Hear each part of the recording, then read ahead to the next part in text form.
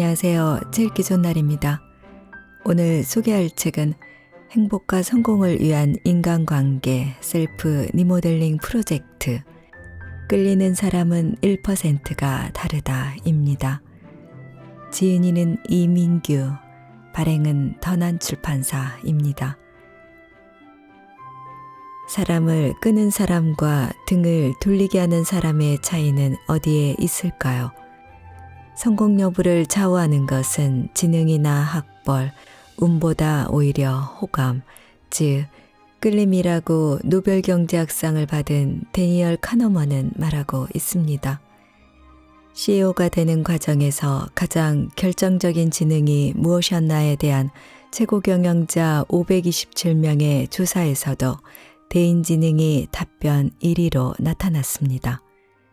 이렇듯 무슨 일이든 함께 하고 싶은 사람, 생각만 해도 기분이 좋아지는 사람은 분명 따로 있습니다. 이 책은 1%만 바꾸면 된다는 삶의 철학을 널리 전파하여 1% 행동심리학자로 불리는 심리학 박사이자 베스트셀러 작가이신 이민규 아주대학교 심리학과 명예교수가 제안하는 행복과 성공을 위한 인간관계 리모델링 프로젝트로서 직장 동료와 고객, 상사 또는 친구, 가족 등 인간관계를 건강하게 만드는 25가지 비결을 제시하고 있습니다. 이 책의 특징은 뭐뭐 해라라고 강요하는 처세서가 아니라 누구나 한 번쯤 겪었을 법한 일, 공감할 수 있는 일상적인 사례를 통해 자신과 주변 사람들의 행동을 돌아보게 합니다. 또한 각각의 주제 끝부분에 마련된 스탑 앤 띵크를 통해 자신의 행동을 돌아보고 다양한 대안들을 찾아 실천할 수 있는 기회를 제공하고 있습니다. 저자는 삶이 만족스럽지 않다면 제일 먼저 사람들과의 관계를 돌아봐야 한다. 지금보다 더 행복하고 더 성공적인 삶을 원한다면 반드시 다른 사람들과의 관계를 먼저 개선해야 한다라고 말하고 있습니다. 자, 그럼 지금부터 잠시 책 속으로 들어가 보겠습니다. 오늘도 책 읽기 좋은 날과 함께 즐거운 시간 되세요. 구독, 좋아요, 알림 설정은 사랑입니다.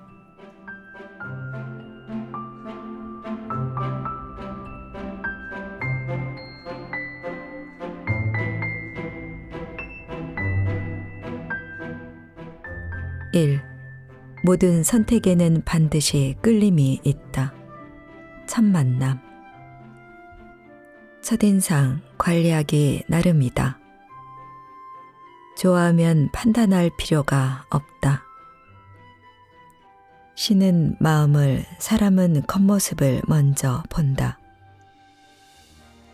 초록은 동새, 가재는 개편. 자주 보면 정이 들고 만나다 보면 좋아진다. 칭찬 방법을 바꾸면 관계가 달라진다. 웃는 사람 주위에 사람이 모이는 이유. 보디랭귀지를 놓치면 사람을 잃는다. 2. 끌림을 유지하는 1%의 차이. 관계의 발전. 나는 왜 나를 사랑해야 하는가? 다름을 인정하면 공감이 쉬워진다. 사람을 움직이는 가장 간단한 법칙 1대 2대 3. 작은 빈틈이 마음을 열게 한다. 모르면 모른다고 말하라. 뒷담화. 만족은 짧고 후회는 길다. 나는 당신이 좋아요. 함께 밥 먹고 싶은 사람이 되라. 3. 끌리는 사람은 이렇게 관계를 유지한다. 지속되는 만남. 관계를 알리고 싶은 사람이 되라. 콤플렉스를 건드리면 돌부처도 돌아선다. 위대한 사람에겐 그를 믿어준 사람이 있다. 뜻밖의 작은 배려가 친밀감을 더해준다. 너무 멀지도 않게, 너무 가깝지도 않게. 사과 먼저, 변명은 나중에. 당연한 일에서도 감사할 일을 찾아보라. 퍼지고 망한 장사 없다. 끝은 언제나 또 다른 시작이다.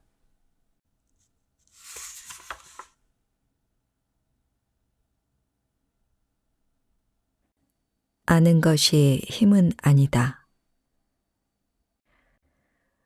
어떤 책을 읽든 우리가 경계해야 할 일이 하나 있다.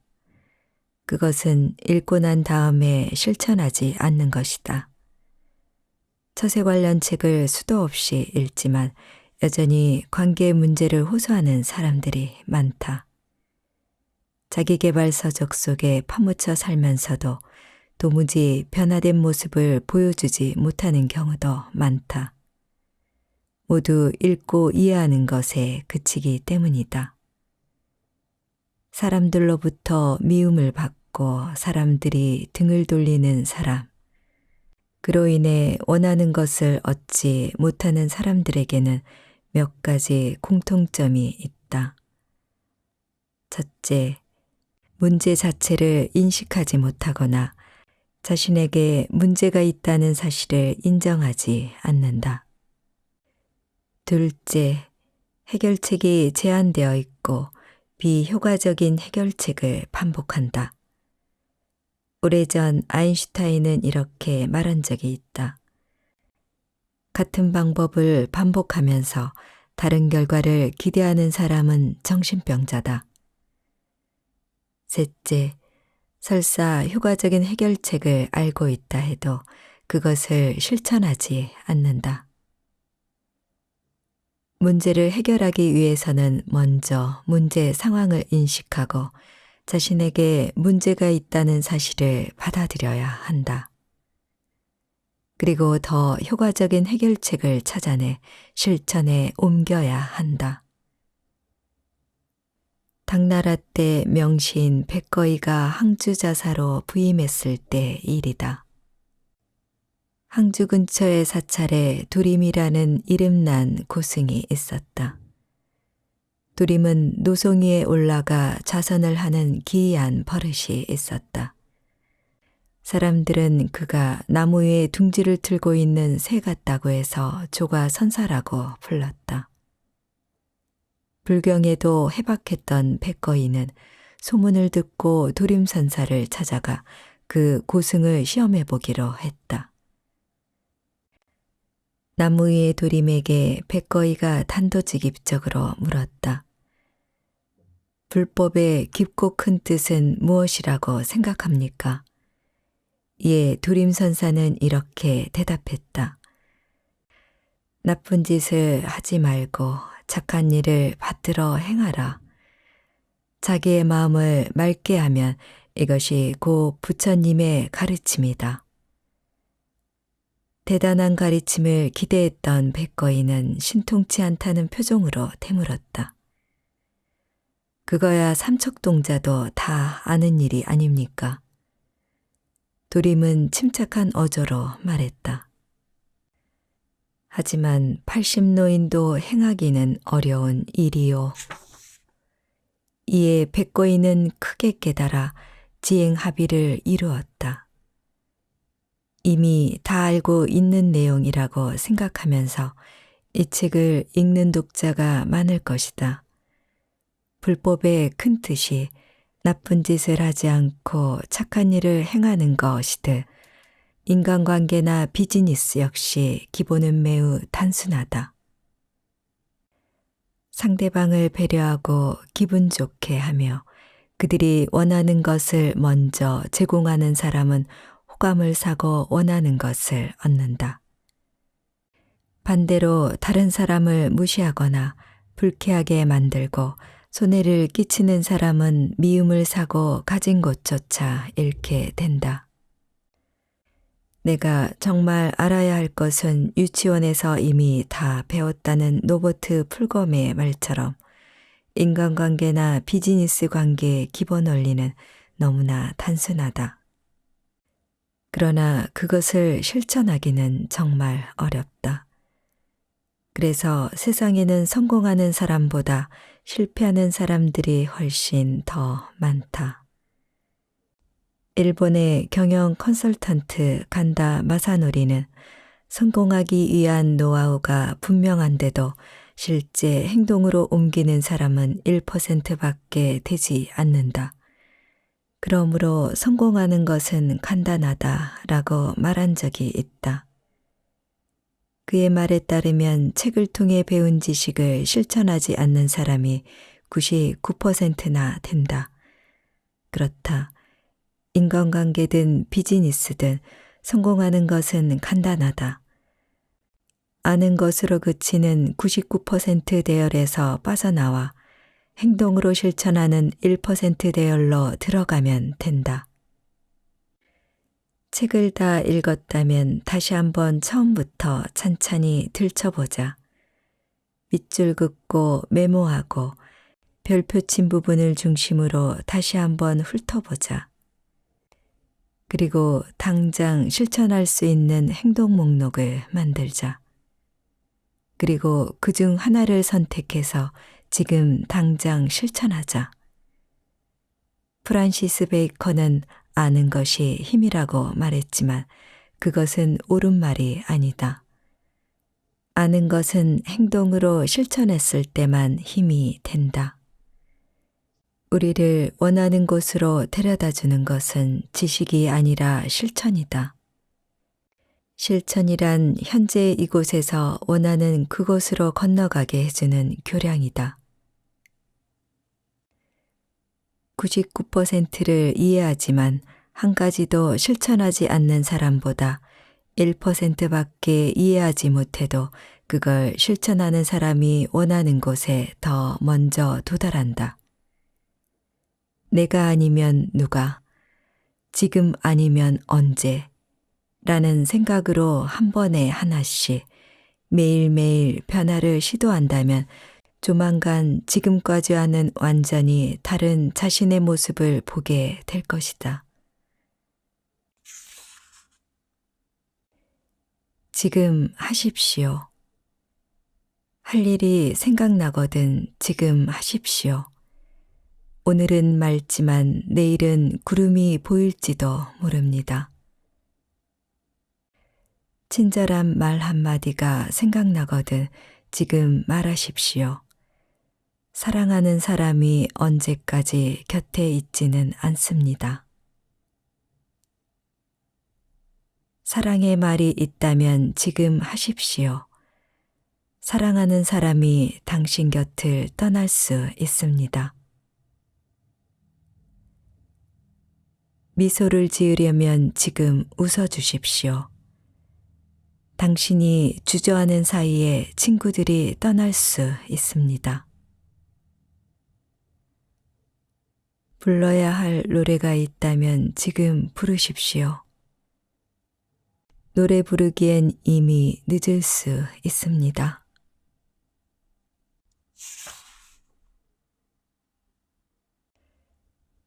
좋아하면 판단할 필요가 없다. 인간은 세상의 모든 생물 가운데 가장 감정적인 존재이다. 리처드 레저러스. 알고 있는 사람 중 가장 좋아하는 사람 한 명과 가장 싫어하는 사람 한 명을 떠올려 보라. 두 사람이 같은 물건을 판다면 여러분은 누구 것을 사겠는가? 동일한 조건의 사업 계획을 제안한다면 누구와 동업을 하겠는가? 같은 내용의 조언을 한다면 누구의 말을 듣겠는가? 비슷한 내용의 공약을 내건 후보라면 누구를 선택하겠는가? 인간은 이성적인 존재인가? 신입사원 선발은 몇 가지 객관적 평가 기준을 갖춘 시험이나 서류 심사와 면접을 통해 이루어진다. 인사권자들은 이런 지원자를 선발할 것이다. 경험이 풍부하다. 적극적이고 낙관적이다. 유머 감각이 풍부하다. 성실하고 창의적이다. 얼핏 보기에 매우 이성적인 선택처럼 보인다. 객관적인 평가 점수를 근거로 하는 만큼 감정이 개입된 흔적을 찾아보기가 힘들다. 그런데 정말 그럴까? 기업의 인사권자는 왜 경험과 유머 감각이 풍부하며 성실하고 창의적인 지원자를 선택할까? 그 이유를 따져 들어가 보면 결론은 모두 하나로 수렴된다. 그런 사람이 좋기 때문이다. 사람들은 자기가 좋아하는 사람을 선택한다. 이성적인 판단은 생각처럼 그리 주도적인 기능을 하지 못한다. 우리의 선택은 이성이 아니라 감정에 의해 좌우된다. 엄밀하게 말하면 객관적인 정보들은 감정적인 선택을 정당화시켜주는 보조자료에 불과하다. 2002년 노벨 경제학상을 받은 사람은 데니얼 카너먼이라는 심리학자다. 심리학자가 어떻게 노벨 경제학상을 받았을까? 카너먼은 인간의 행동이 이성의 지배를 받기보다는 감정에 의해 더 많은 영향을 받는다고 가정했다. 그래서 인간을 합리적인 존재로 보는 기존의 고정 경제학 이론의 정면으로 도전했다. 불확실한 주권에서의 판단과 의사결정에 대한 실험 연구를 통해 인간은 합리적으로 결정하는 존재가 아니라 감정에 쉽게 흔들리며 주먹구구식으로 판단을 한다는 결론을 도출해 노벨 경제학상을 수상했다. 인간은 이성적인 존재이기를 희망하지만 결코 이성적인 존재가 아니다. 모든 선택은 감정이 결정한다. 흡연이 얼마나 해로운지를 판단하는 것은 이성이다. 하지만 담배를 피우게 만드는 것은 감정이다. 흡연자들은 몸에 해롭다는 것을 알면서도 담배를 피운다. 이처럼 행동을 결정하는 것은 언제나 이성이 아니라 감정이다. 소식과 규칙적인 운동이 몸에 좋다는 것을 알지만 많은 사람들이 그것을 실천으로 옮기지 못한다. 맛있는 것을 먹으며 편히 쉬는 것이 더 기분 좋기 때문이다. 사람들은 자신이 선택한 행동에 대해 매우 그럴듯하게 이성적인 근거를 제시한다.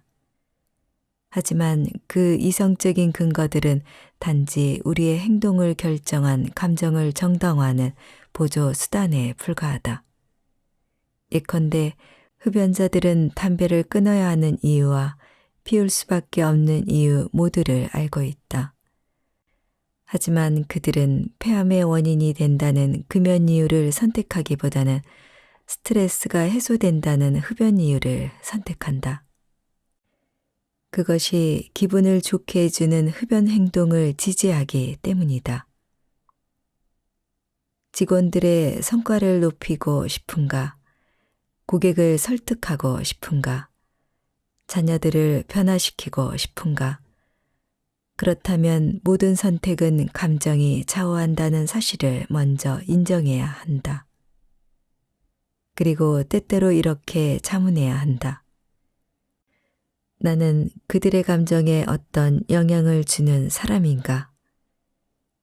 누군가를 변화시키기 위해 우리가 제공하는 객관적인 정보와 이성적인 판단은 생각처럼 중요하지 않다. 사람들은 제한된 범위 내에서만 이성적이고 모든 정보는 각자의 감정에 따라 주관적으로 해석되기 때문이다.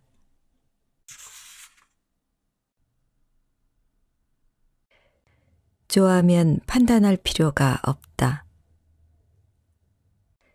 나는 약간의 반란은 좋은 것이며 자연계에서의 폭풍처럼 정치계에서도 필요하다는 것을 인정한다. 심리학자 루즈는 두 집단의 대학생들에게 이와 같은 말을 들려주고 이에 대한 찬반 의견을 물었다.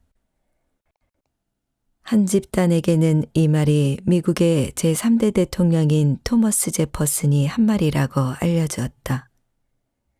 그리고 다른 집단에게는 러시아 공산주의 혁명가인 레닌의 말이라고 설명했다.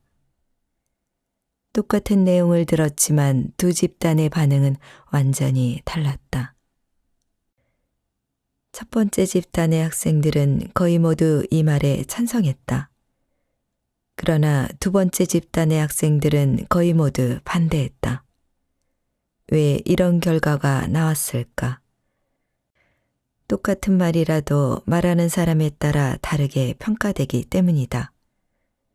토머스 제퍼슨에 대한 긍정적 감정은 그가 한 말을 긍정적으로 평가하게 했다. 반면 레닌에 대한 부정적 감정은 그 메시지까지 부정적으로 평가하게 만들었다. 스님이 싫으면 그가 입고 있는 가사도 밉다는 속담처럼 어떤 사람이 싫으면 그와 관련된 모든 것이 싫어진다. 반대로 어떤 사람을 좋아하면 그 사람이 하는 일은 모두 그럴듯하게 느껴진다. 심리학에서는 이처럼 어떤 대상에 대한 감정이 그와 관련된 다른 것에까지 옮겨가는 현상을 감정전이라고 한다. 다른 사람의 의견에 반대할 때 이런저런 합리적 근거를 끌어대는 경우가 많다.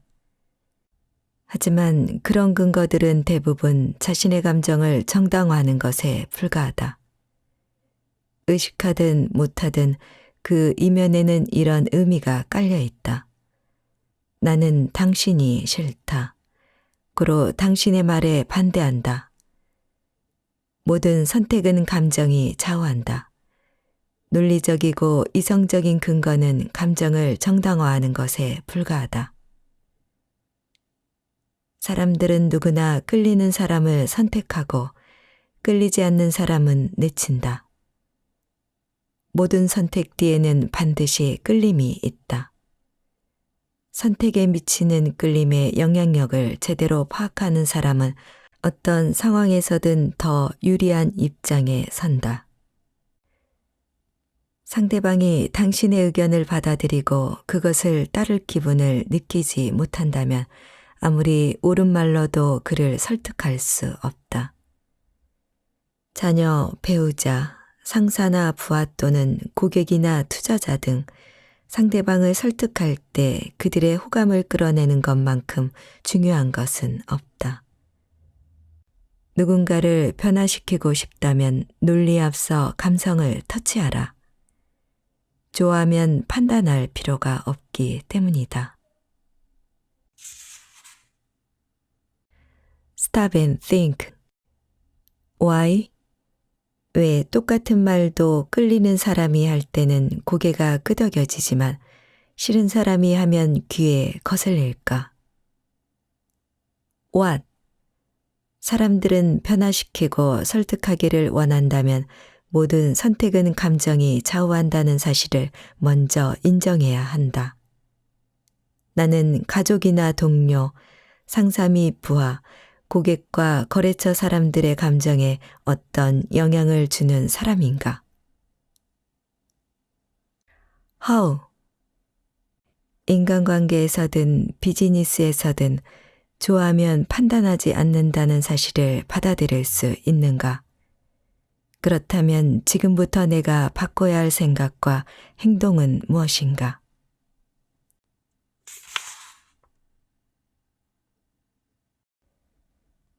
사람을 움직이는 가장 간단한 법칙 1대 2대 3. 사람들에게 호감을 갖게 하는 방법은 간단하다. 다른 사람의 말을 열심히 듣는 것이다. 디즈레일리. 사람을 움직이는 것은 입이 아니라 귀다. 대인관계에 문제가 있다고 생각하는 사람들 중 상당수는 자신이 말을 잘 못하는 것이 그 이유라고 생각한다. 그러나 그것은 틀린 생각이다. 관계의 문제는 말을 못해서가 아니라 제대로 듣지 못해서 생기는 경우가 훨씬 더 많다. 말을 잘하는 사람은 누구에게나 부러움의 대상이 된다. 하지만 부러워한다고 해서 그 사람을 반드시 좋아하는 것은 아니다. 오히려 부럽다는 것 때문에 질시의 대상이 되기도 하고 그 사람에게 거리감을 느끼기도 한다. 사람들은 말을 잘하는 사람보다 잘 들어주는 사람을 더 좋아한다. 같은 부탁이라도 자기 말을 잘 들어주는 사람의 요구를 더 잘 들어준다. 왜 사람들은 자기의 말에 귀를 기울여주는 사람들을 좋아하고 그 사람의 요구를 더 잘 들어줄까? 정서적인 카타르시스가 되기 때문이다. 누군가 진지하게 자신의 이야기를 들어주면 슬픔이나 분노감이 해소되고 마음이 후련해진다. 또한 존중받고 이해받는다는 느낌이 들기 때문에 그런 사람을 좋아한다. 그리고 최선을 다해 들어주는 사람에게는 반항할 구실이 없기 때문에 반발심이 생기지도 않는다. 사람들은 마음 문을 열게 하려면 먼저 자신의 귀를 활짝 열어놓아야 한다. 사람을 움직이는 힘은 입이 아니라 귀에서 나온다. 그래서 카운슬러들은 수련 과정에서 말하는 것보다는 제대로 듣는 법을 더 먼저 배운다. 다른 사람의 말을 귀담아 듣기 어려운 이유. 남의 말에 귀를 기울이는 것이 중요하다는 것을 잘 아는 사람들도 막상 대화를 시작하면 상대방의 말을 귀담아 듣지 못한다. 거기에는 몇 가지 이유가 있다. 첫째, 귀를 기울이기 위해서는 많은 에너지와 집중력을 투자해야 한다. 특히 관심이 없는 주제라면 집중해서 듣기가 매우 어렵다. 둘째, 말을 많이 해야 인정을 받을 수 있다고 생각해서 자기가 할 말을 생각하는데 급급하기 때문이다. 셋째, 상대를 잘 파악하고 있으므로 듣지 않고도 무슨 말이 나올지 잘 알고 있다는 선입견을 갖고 있기 때문이다. 넷째, 경청하는 것을 배울 기회가 없었기 때문이다. 대부분의 사람들은 학교에서나 집에서 읽고 쓰는 것은 배우지만 다른 사람의 말을 제대로 듣는 방법은 훈련받지 못했다. 내 남편, 아내는 제 말에 귀를 기울이지 않아요. 갈등을 겪고 있는 부부들을 상담할 때 흔히 듣게 되는 불평이다. 가까운 사이일수록 사람들은 척하면 삼천리라며 듣지 않고도 상대를 파악할 수 있다고 생각한다. 그래서 더 귀를 기울이지 않는다. 하지만 귀를 기울이다 보면 서로에 대해 너무 많은 것을 모르고 있다는 사실을 알게 된다. 다른 사람의 말에 귀를 기울이지 않으면 정보뿐 아니라 사람까지 잃게 된다. 잘 들어주면 더 많은 것을 얻게 된다. 사람들이 다른 사람들의 말에 주의를 기울이지 않는 또 다른 이유는 들어주기만 하면 자기에게 돌아오는 이득이 없다고 생각하기 때문이다. 하지만 말하는 대신 들어주기를 선택하면 오히려 더 많은 혜택이 돌아온다. 상대방의 말에 귀를 기울이면 그 사람 역시 내 말을 잘 들어준다. 받는 대로 갚는다는 상호성의 원리가 작동되기 때문이다. 또 귀를 기울여 듣다 보면 더 많은 정보를 얻게 된다. 상대의 말에 주의를 기울이면서 질문을 하게 되면 여태까지 몰랐던 많은 사실을 알게 된다. 귀담아 듣게 되면 종종 적절한 질문을 할 수 있게 되고 적절한 질문을 하면 현명하게 보일 수 있다.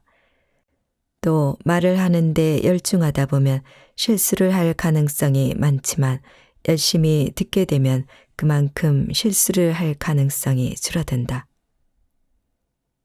징기스칸은 배운 게 없어 이름도 쓸 줄 몰랐지만 항상 남의 말에 귀를 기울였다. 세계를 정복한 그는 내 귀가 나를 현명하게 가르쳤다고 말했다. 탁월한 리더들은 말을 아끼는 대신 주로 귀를 기울이고 질문을 많이 한다. 그들은 혼자서 떠들면 문제 해결을 위한 정보를 얻을 수 없다는 사실을 잘 안다. 누군가를 더 잘 이해하고 그와 더 좋은 관계를 유지하고 싶다면 말을 하는 것보다 2배는 더 많이 들어야 한다. 그래서 입은 하나지만 귀는 2개가 있다. 언제 입을 다물고 있어야 하는지를 아는 것은 우리가 인생에서 배워야 할 가장 중요한 일 중 하나다. 그런데도 어디서든 자기 말을 더 많이 듣고 싶어하는 사람들이 있다. 우리가 하는 말을 듣고 있는 바로 그 순간엔 상대방의 목소리를 들을 수 없다. 대화를 하면서 가장 자주 듣는 목소리가 자신의 것이라면 그것을 통해 잃는 것이 무엇인지 냉정하게 생각해 봐야 한다. 세상은 말을 잘하는 사람보다 잘 듣는 사람을 더 사랑한다는 격언은 100번 들어도 지당한 말이다. 도중에 끼어들지 말고 끝까지 들어보자. 부부싸움이 쉽게 끝나지 않는 이유 중 하나는 상대방의 말을 자르고 도중에 끼어들기 때문이다. 도중에 끼어들면 부부싸움이 일어난 원인보다 말이 잘렸다는 것 때문에 더 화가 난다. 무시당했다는 생각이 들기 때문이다. 상대방의 말을 자르지 않고 이야기를 끝까지 들어주면 의외로 문제가 쉽게 풀린다. 상담을 하고 그것을 가르치는 나 역시 아내와 다투게 되면 도중에 끼어드는 경우가 많다.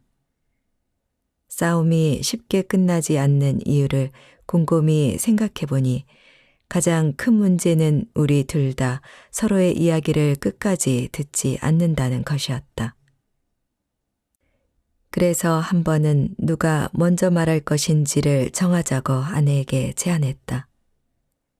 그리고 먼저 말하기로 한 사람이 다 할 때까지 절대로 말을 자르지 않고 경청해 보자고 제안했다.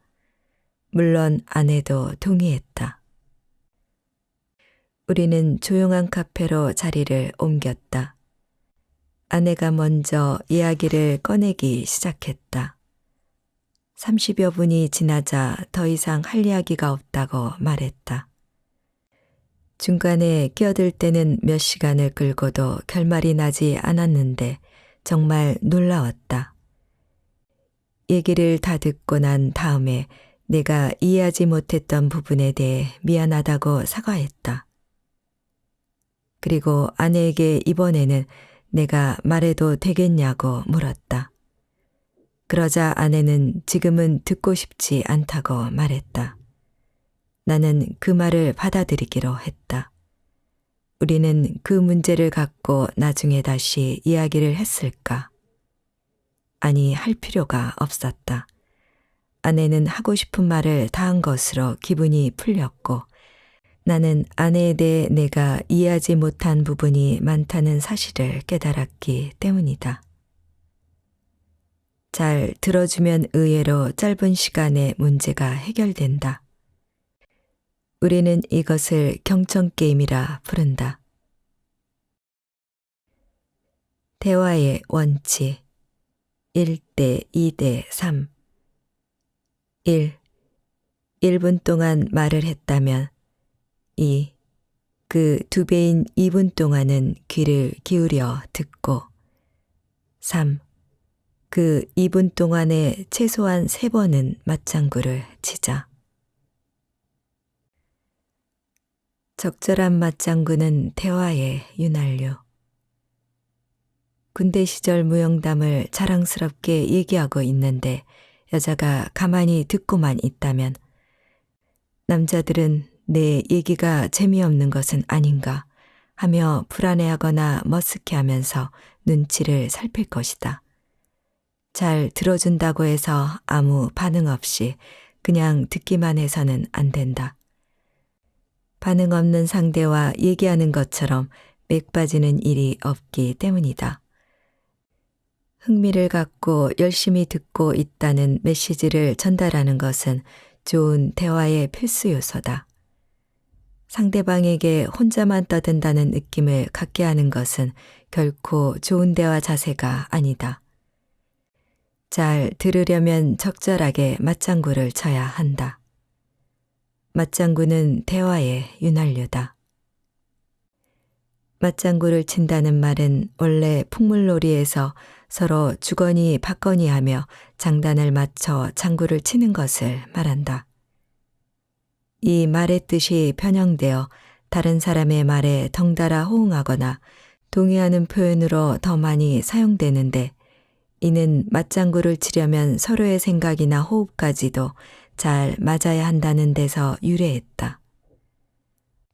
풍물놀이의 맞장구는 신명을 돋우고 대화 중의 맞장구는 대화의 분위기를 고조시킨다. 네, 그래요? 정말? 맞아요. 나도 그래요. 대단하다. 와. 눈을 동그랗게 뜨면서 또는 고개를 위아래로 끄덕이면서 때로는 좌우로 갸우뚱거리면서 치는 맞장구는 말하는 사람을 기분 좋게 만드는 최고의 수단이다. 지혜로운 질문 역시 훌륭한 맞장구다. 자랑스럽게 생각하고 있는 주제, 즐겁게 대답할 수 있는 내용을 질문하는 사람은 누구에게나 호감을 산다. 사람들은 자기가 좋아하는 화제를 꺼내면 누구나 수다스러워진다. 그리고 그렇게 해주는 사람을 좋아한다. 자신에게 흥미를 갖게 하려면 먼저 상대방에게 흥미를 가져야 한다. 경청과 맞장구 치기는 1대1의 대화뿐 아니라 논문 발표회 같은 공개석상에서 곤란한 질문을 받았을 때도 유감없이 위력을 발휘한다. 대답하기 곤란한 질문을 받으면 진땀 흘리며 답을 찾는 대신 조용히 경청한 다음 진지하게 맞장구를 치면 된다. 실제로 질문하는 사람들 중에는 발표자의 답변을 듣기보다 자기의 지식을 과시하기 위해 질문을 하는 경우가 더 많다. 그럴 때 질문자는 발표자의 답변을 기대하지 않는다.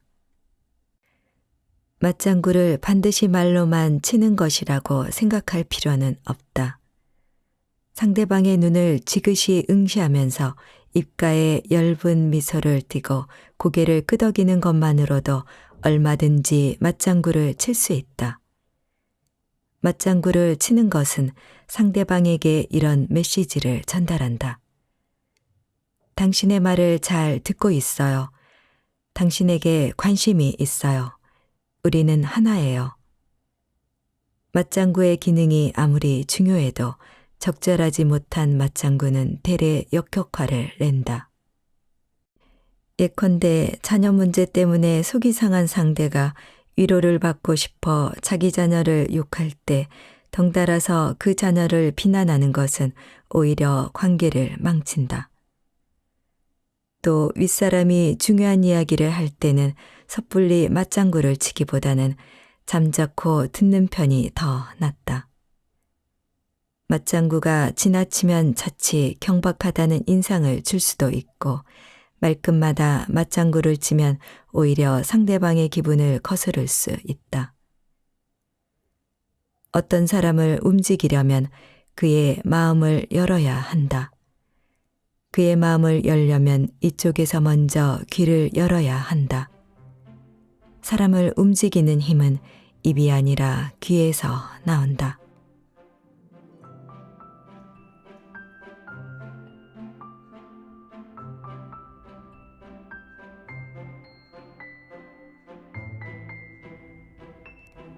책 읽기 좋은 날 오늘은 끌리는 사람은 1%가 다르다를 보내드렸습니다. 감사합니다.